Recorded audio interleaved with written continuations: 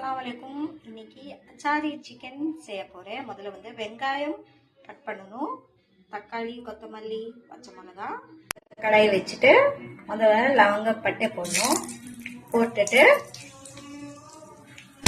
Cut பண்ணது வெங்காயம் போடணும்।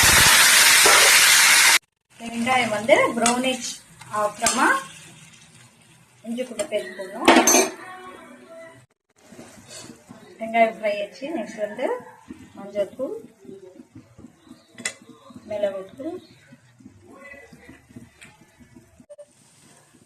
தனியாத்தூள், சிக்கன் மசாலா, பச்சை மிளகு போடணும்। இப்போ வந்து சிக்கன் போடலாம்। சிக்கன் போட்டு நல்லா மிக்ஸ் பண்ணணும்। அப்புறம் வந்து தக்காளி, கொத்தமல்லி போடணும்।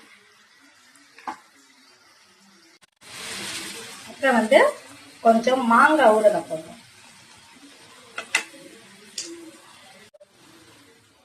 லாஸ்ட்ல வந்து கொஞ்சம் லைட்டா பண்ணி போடணும்।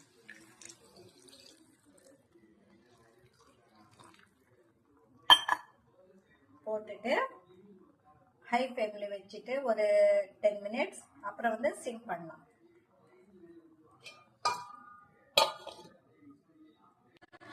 இப்போ சிக்கன் வந்து குக் ஆயிடுச்சு।